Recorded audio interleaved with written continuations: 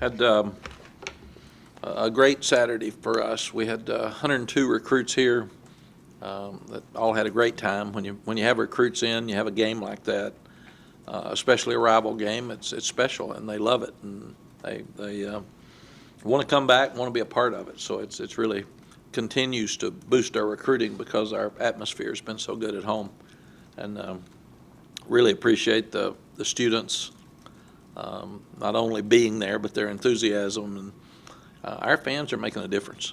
They're loud throughout the game. They're into the game. They're focused. They're staying, and I'm really proud of them. And I can't even imagine Saturday night. It's going to be a special environment. Proud of the guys because the plays we didn't make at Virginia Tech, we came back and made to win this game. And it's interesting that Javante's fumble, when you go back and study it, he's a guy that doesn't fumble. He had one fumble at Wake Forest all year. He's trying too hard, and he's wanting to win a game. So I told the guys yesterday, quit trying too hard. You're good enough to just be you and just play. And instead of diving at the goal line and having the ball out, we really were trying to kill the clock. We wanted to use their 3 timeouts. We wanted to score slowly. So we didn't need to score so fast. And it would have put us up by 10, but still we're kicking off. So if we could have used the clock and scored, that would have basically ended the game. So he comes to me and wants to apologize to the team, and I said, no, you gained 140 yards or something. You don't need to be apologizing to the team. What you need to do is hang on the ball. And again, don't try too hard. Don't try to do something outside of what you need to do to just win the game. And I think that game goes back to, in our players' minds, the Virginia Tech game last year. We're going in to win it. We fumble. They're 97 yards away. They take it down the field. The difference is we made a play this time. We didn't make a play last year. So it's an exciting time for them. So hopefully that'll be a step forward to them, just because they learned how to win and made the play to win. Jeremy also found a stat that in our 7 games that have been so close and come down to the last drive, that's been the closest games in the history of college football since 1936 when the polls were started. Yeah, the most out of 8, I think they've all seen Yeah. So I guess that's cool. I don't know if it's cool or not. I'd rather it not be that way, but it seems to be coming down to that more than not. Offense really didn't get on track other than running the ball. We were inconsistent in our passing game, inconsistent with some protections, and had pressure on Sam, and Phil can talk to you about that some when he gets in here. But Sam still made the big plays to win the game. We drop a touchdown pass in this corner with Diami, but Bo Corrales stepped up and made some great plays. And Daz Newsome's playing now like I always thought he could. He's had 2 great games, not good games, and that catch he made out here, I don't know how that's second on SportsCenter's list. That's what a play, and he's confident, and he's doing the things he needs to do to help us win. Defensively, I thought, other than Clemson, well, offensively, we've really got to handle our ball security. It's the first time we've turned it over 3 times, and we're not good enough to turn the ball over normally and win. So we've got to go back. Michael had a fumble early. We got back on. Sam had a fumble on his own read. We got back on, and then we lose a fumble and throw 2 interceptions. So that's not who we've got to be to win. So we've got to handle ball security better. On the other side, I thought our defense played as well as they have since the Clemson game. We were tackling. We stopped the run. We put pressure on the quarterback, forced 3 turnovers, which was the difference in the ball game. The one thing I would say negative about our defense is when we go up 14-3, that's the time to go out there and stop them again. And make them punt. Let's get it up to 21-3, and then that's when you start beating somebody. And that was the worst series that we had all day. They drove right down and scored very quickly. So we still got to learn. We got to learn at moments during the game where it's time for us to step up and do things. But the last play of the game, you go back to, we kept telling them, you guys have already stopped them on a goal line stand earlier in the game when they were at the 6-inch line going in, and so we're on the sideline trying to figure out 18 seconds left and no timeouts. What do you do? And I said fade. because that's the safest thing, and we've had trouble with that play. So I think they're going to take 2 or 3 shots up on our corners. And Jay said, no, I think the pop pass. I just feel like it's a pass. They can't run it, because if they run it and we lay on them, the game could be over. They got to get up, be able to spike it, and then kick a field goal to go to overtime. So we felt like it would be a pass. Felt like the quarterback either moves and throws, because he's got time to do that, and throws it away, can't get sacked, throw the fade, which is safe. And Jay said the pop pass. And I don't know where he came up with it. I don't know why. I never heard that before. And then we've got about 4 guys there waiting on it. So, and in fact, Chaz said he jumped up, and it was so low he thought he was going to miss it. Great call by Jay Bateman, and what a play for our defense to show that they can make plays to win down the stretch. And it was just a great game. I got to give Duke credit, because when they got the ball at the 3, they drove it right down the field. And we have a 4th down, and we got to stop. We got a face mask. I mean, we can't help ourselves. And then we get the pass interference call in the end zone. So we had to make a play to stop somewhere in that, unlike Virginia Tech last year that overcame a 4th and 19, I think. But in this case, our defense did that, so that should really help us. Proud of Noah Ruggles. He came back and kicked the field goals after having a tough week last week, and he seemed very confident as he was doing it. We kicked the ball off well after the first couple of times, and our punting was pretty good. The Duke punter kept us backed up. The whole 3rd and 4th quarter is amazing what he did. That guy's one of the best I've ever seen. And we're still not doing a good job of returning punts. When a guy's punting at over 50 yards and that high, you should have a return chance. And we're not doing that. So that's one of the poor things we did. Kickoff return by Michael Carter again was good. That's the 2nd one he's had this year that was really significant and helped us. The alternative uniforms, the way I understand the policy is now that the guys get to choose an alternative uniform once at home and once on the road. And they have to use the same combination. So I would think at Pittsburgh they'll probably wear the navy pants, the white shirt, the navy helmet. I don't know. That's up to them. The leadership committee decides what they wear. So every week we ask them, they have to stay within the confines of their normal uniform at home and away, except for those 2 games. And those uniforms were ordered last year. So they were already ordered when we got here. They'll get another alternative uniform for next year, and the kids pick them. So they get to pick what they want, so they liked them. They also sell those helmets, and already 100 of the 139 have been sold, and it's just Monday, so those helmets are going to go real fast. This is Military Appreciation Game. We also have our players and staff and coaches dedicate the game to someone in their life that's really important in the military. So they will call that person and tell them that my week is dedicated to you because of all you've done for our country and fighting for our country, and we appreciate that very much. The Bell Tower Walk will be more special. We'll have 50 members of the Army from Fort Bragg and their families that will lead the team through the Bell Tower Walk. And if you haven't been up there to the Bell Tower Walk, it's been really special. Guys have shown up. It's exciting and a fun way to tell our players how much that they appreciate them. So want the fans to all get out early and be able to say thank you to those 50 members and their families of the Army from Fort Bragg. The honorary coin toss participant will be retired Army Sergeant First Class and Green Beret Brant Ireland. He had 7 tours in Afghanistan and lost a leg, and he's a Paralympic athlete. So it'll be a very emotional crowd too, because of what we all think and want to pray for and appreciate our military. Virginia, they're one of the more talented teams in our league. Bronco's done a great job. I don't think he's gotten the credit for the recruiting that he's done. I haven't really studied them, watched them in the last couple of years, and the quarterback's a superstar. I mean, he's made them go, and they've lost 3 games on the road. They've been really powerful at home. So they're a defense very much like Duke and Virginia Tech. They're going to be very multiple up front. They're going to move a lot. They've got 2 of the best outside linebackers in the country. And offensively, they're throwing the ball better than they have in the past, and they're throwing it quite a bit. So we'll have our hands full, but it'll be a fun challenge for us. And again, kind of a rival game between Carolina and Virginia, so it'll be fun. It's fun to be in late October and the game means something. And our guys will be really excited about that, and I think our fan base is too. Questions?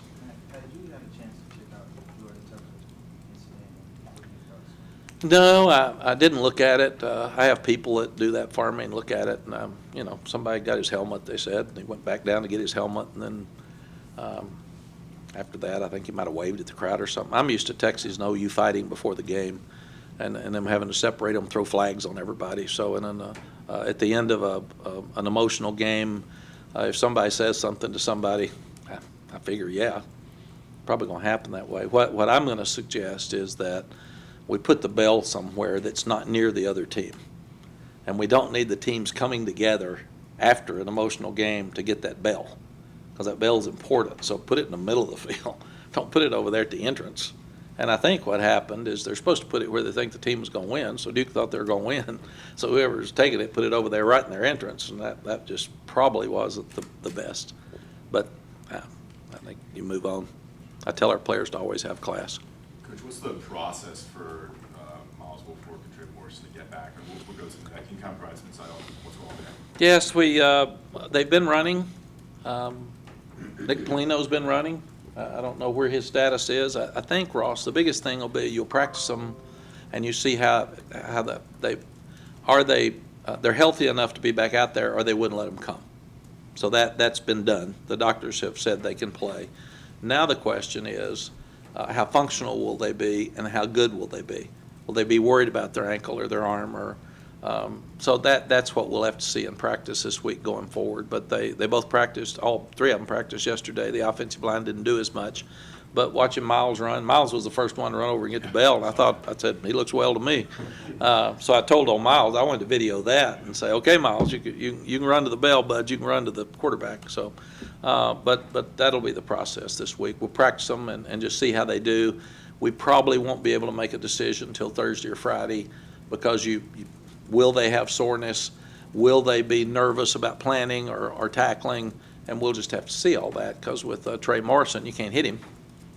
Because you got to wait till probably game for him to have a lot of contact. So the three being Bruder, Morris, Wolford, and Polino's kind of a similar situation. Yeah, I think I haven't been told, but I think Polino's again one of those. He's inside. Can he plant off his foot? Can he handle all those things? So with Reuter too, all four of them are functional, and the doctors have said now we can look at them, and the question will be, number one, can they practice all week? Number two, how sore will they get if they get sore? And number three, are they going to be confident enough to be able to play and help us? Thanks. In watching the replay of the game, at the end, you were interviewed on the field. You got a little bit emotional again, like you did after South Carolina. I get emotional all the time. Well, are you kind of surprised that maybe you got emotional that much? Has it maybe exceeded what you expected as far as how connected you are to these kids and how much it means to you? I would think probably yes, but I cry for the when we have the Star Spangled Banner. I mean, because I love the games. I get excited.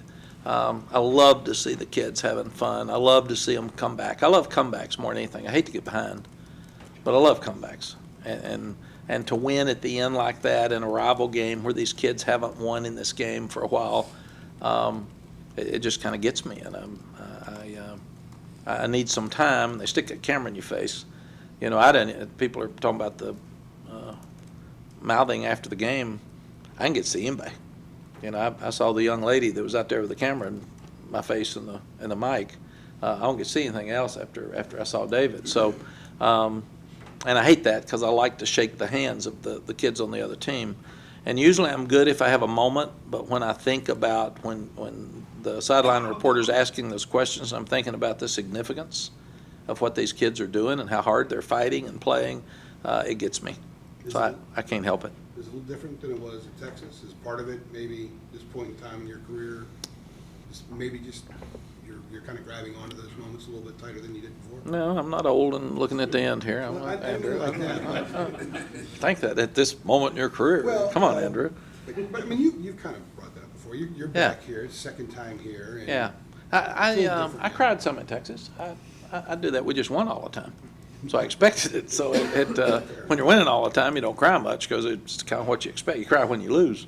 But I think I sat there and watched the Virginia Tech game last year at the end, even to a point that I was getting ready to text Coach Fedora because I like him so much, and I was texting him congratulations, and that ball pops up. And I thought, 97 yards, we're still okay. And then I have to go back on the set, so thank goodness I didn't send it. And we kind of can watch while we're sitting there waiting on the set, and they score with 19 seconds left or something. And I'm telling you, the significance of this was that it's the same thing. Ball pops out, 97 yards away. Can you stop them? There's a number of times on fourth down that we could have and didn't. I could not believe we stopped the quarterback counter and we have a face mask. Game's over. So you're talking about emotional. Game's over. Nope, it's not. We're kidding. Let's go again. And then the fade, then the interference, and then the first and goal. And so, and then I'm thinking, we've messed up so many things. Don't take a knee in the end zone. We'll get a safety and have to punt for the kickoff. So all that's rushing through your head. But what I saw is kids coming off of that field thinking Virginia Tech, and I saw kids go out there and make a play to win a game. And that's so significant for these kids and the rest of their life, and so significant to believe and not quit and keep trying for our fan base, that it's just a wonderful message. And I think that's what got me. Coach, going back to the confrontations and the controversy that took place after the game, the victory bell and the streets and all that and whatnot, going by what you've seen in rivalry games, do you think that emotion and, kind of the nastiness that showed itself at the end will enhance this rivalry at all and put it in a position where people are really going to be that much more tuned in? People mouth all the time. I was involved in a rivalry with NC State where two coaches tackled each other in the middle of the field after the game. I mean, now that one was kind of nasty, I thought. And somebody came to me, and I'm sitting in the locker room. I'm so happy we won the game. Guy sits next to me and says, "Hey, one of your coaches just tackled a guy out on the field." I said, "What?" He said, "I'm just telling you, one of your coaches tackled a guy out in the middle of the field." I said, "What are you talking about?" And he said, "One of your coaches just tackled." He said, and it's on TV too, so you'll get asked about it. So, the people get emotional over these things. It's that happens, and I think it's a good thing. As far as the rivalry, it helps that we won to make it more of a rivalry because it hadn't been one for a while. They've won 5 out of 7.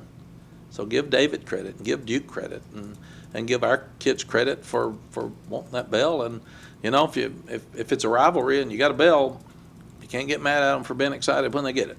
So, and I didn't want them painting it after the game because I heard we had some problems with that at one time. So I waited till Sunday to paint it. So I tried my best. And now I think the thing that will help the best is we should not put emotional kids, one team who had just been devastated by a loss and one team that was so excited by the win, we shouldn't put them in a corner together with a bell. I mean, that's not smart on our part in my estimation. So I'm going to find out how we do that. And to me, put it in the end of the field somewhere away from both sidelines. So when some team goes to get it, they're not getting it away from the other team. It's theirs to get. And you can leave it on the sideline of the team that has it till the fourth quarter. Take it and put it in a secure place where nobody can mouth to anybody, and then we'll be good. Coach, what went into the decision to switch from Jonathan Kim back to Noah Ruggles? It's a bad kick, and it didn't look like a confident kick to me. And I thought, let's try it. Let's go back. The change didn't work, and Jonathan, he kicked very well during practice. So when he kicked that one, I thought, well, I don't like missing field goals. I think it's if you're gonna kick them, you need to make them. That's what I told him. It's your only job. Do your job. And if not, we're gonna go for fourth downs. I think we're one of the top in the country at going for fourth downs and making it. And I've told receivers, if you're not gonna catch it, we're not gonna throw it to you. I've told quarterbacks, if you're not gonna complete them, we're not gonna pass. I've told kickers, if we're not gonna make them, we're not gonna kick. So make them. And what I have to do is see in practice that they're making them, so I'll have confidence that they're making them in a game. And you have to go with your gut. And when he just looked nervous and the kick was off to the right, I said, okay, go back with Noah. Let's try it and see what we're doing. And even down here, you have to make significant decisions during the game. I think we're 4th and 4. There's about probably 2:40 left in the game, and we're up by 3. So in my mind, if we kick the 3, obviously we force them to drive the length of the field and score, but they beat us with a touchdown. And if they drive the length of the field and kick a field goal, we go into overtime. So in my mind, we had to go score a touchdown to put the game away, because we're leaving ourselves a chance to lose if we don't if we just kick a field goal, because it's 6 points instead of 7. So that's why we went for it. And then we were trying to slow the game down and make them use all their timeouts, so when we scored to go up by 10, that they wouldn't have any time left. And then that's when we fumbled. Do you coach confidence with a kicker different than other position groups? I probably do. I just tell them I need to make them. I mean, and we're very positive. We do it every day. That's the way we start practice every day. We kick from all 3 spots, left hash, middle, and right, and we kick both guys. And we have crowd noise, and I'm on a speakerphone, and I say on the last kick of each guy, 7. Kick to win. 6, 5, 4, 3, like a fool, every day, and then we see if we make them. And to me, it's like anything else. If you're going to be winning in golf, you got to putt good. I mean, so kickers have to make them. What did you see from Noah in practice after you gave him the news that Jonathan was going to take over? He had a great week, and he was focused, and I told our team it was a great lesson for all of us that you get benched because you made a mistake at Virginia Tech, and you don't pouch, you don't get your head down, you go back to work. And he seemed to have a real good drive and real good focus for the week. And then we tested them both in pregame, like we always do. They both did well. They both made all their kicks. And then we, after the first kick, I just said that we're not ready for this. Let's go back and do the other. Coach, can you discuss your relationship with Jay and how you two have learned to work together, and also just the job he's doing a little shorthanded this year? Yes, I love Army. I've been a West Point Army fan my whole life, and love those kids and the way they fight, and Navy and Air Force. But Army's been kind of my team of the 3. So I always wanted to coach an Army. That was kind of a dream of mine at one point. It never got to that for them and for me. So when I got out of coaching, Jeff Monken asked me to come up and spend 3 or 4 days at Army, and I was so honored. And I talked to their staff, I talked to their team, I talked to their high school clinics, I watched them practice, and I was very impressed with Jay and what he was doing. And they were losing, but I still thought the guy's got energy, knows what he's doing, and they're putting a defense together. And then I called a couple of their games. I had their San Diego State game 2 years ago, and they had Penny, the great running back, who was up for the Heisman, and they absolutely shut him down and won the game. And then the Oklahoma game last year, when they held them to 21, I thought, I've seen his players, you can't do that. And then to see what we did out here with Clemson when we were a little healthier. So I think Jay is he's perfect for us. He's smart, he's tough, he's high energy. Somebody gets hurt, he's used to putting somebody else in, so he doesn't worry about it. He said next, we took a nickel who had not played, and DeAndre Hollins, and we could not lose a corner again. And Storm Duck goes down on the first play, and we put a nickel back at corner who has played very little out there. We trained him a little bit last week, and he did a really good job. And most defensive coordinators would freak and, oh my God, what are we going to do, man? We're going to lose a game. We don't have anybody. And he said, Hollins will be all right. Move him out there. I said, okay, that's what we got. But that's Jay's a very confident, very positive person with the players. And he also knows everybody in recruiting. He's recruited this state 15 years, I think. And so he knows all the high school coaches, and that's been a real help for us as well. What have you gotten to know about Jay off the field, away from football? He's a great father and great husband, and does things right with his family, and his family's very important to him. Coach, going back to Virginia, you mentioned that they've been dominant at home, but they've struggled on the road. Based off what you've seen and what you've learned from this team, why do you think that problem is, and what can you exploit from them when they come to Chapel Hill Saturday night? Well, the first thing is they lost at Miami in a really close game, and we all know Miami can beat you any week. I mean, they just beat Pittsburgh on the road. So, and then they lost to Notre Dame, who's really good, and that was a tight game till the end.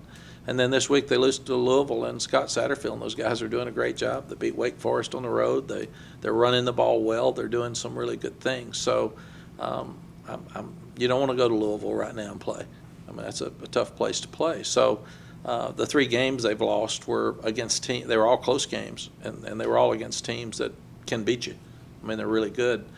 So what we've got to do is we've got to start making this environment every week one that is such an advantage for us that it becomes a disadvantage for the opponents. And I think it'll be that way this weekend. And our players have to gain confidence about being able to win all the games at home again. And we haven't done that. So hopefully Saturday night will help us get it going. But I think they start with their quarterback. Guy's just a great player. He's turned their whole program, made a difference. And then what they've done is they've done a great job of building a defense. And they're very well coached. They're in multiple. I coached against Bronco twice at Texas when he was at Brigham Young, and he's a dear friend. And he does a great job with the American Football Coaches Association board. He's on that board and cares a lot about what's right. So I'm proud for him and proud of him. And he's a dear friend for a long time. And I look forward to seeing him, but I don't want him to be happy. Mac, you talked about last week about players wanting to, spend 15 extra minutes here and there or whatever. Are they getting that and the significance of this game coming up here and, this coastal is still wide open? Yes, I told them yesterday that whatever you're doing to prepare, you need to do a little more. So if you're spending an hour on video, spend some more. You need, if you're a scout teamer, and you need to show us the picture. Go watch Virginia. Go watch the guy you're going to beat and play, and try to help us prepare for the game. So I think that's part of our process of learning to win again, is especially with our early morning practice. The guys are off the field at 10, and they've got the rest of the day and night with some strength and conditioning classes and study hall such. But spend a little time with your coach.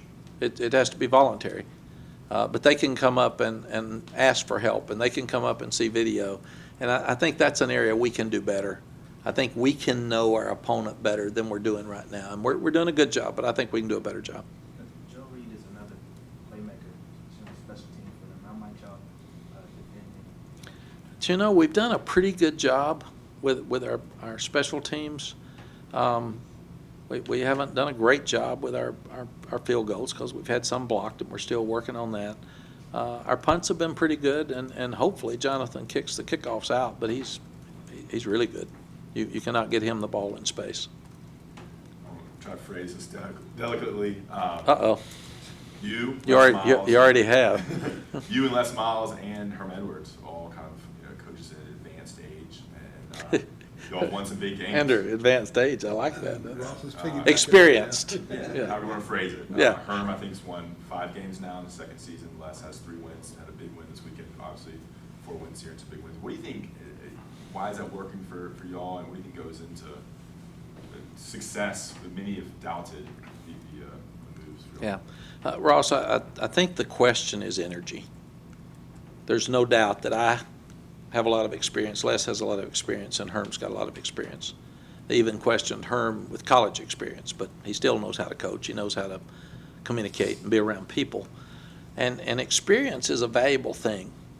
You even see with me coming back, I wanted Sparky Woods, I wanted Daryl Moody, I wanted Kenny Browning, because I wanted old sets of eyes, advanced age sets of eyes, experience, because they can walk around and they see things I might miss. And they're not coaching, so they can very well say, watch this a little bit. I think I'm worried about that, and it's valuable for me. But how can you take Les Miles, who won a national championship, and say he's not going to make it? The only reason the older guys wouldn't make it is experience. Energy. If you don't have energy to this is a hard job. These are all hard jobs, and you have to, every minute of every day. I left recruits a few minutes ago to come down here. You have no time off. But if you're Les and I and Herm, and you've been out for a while, and you miss a game so much, you're going to have the energy, or you wouldn't go back. You would feel that.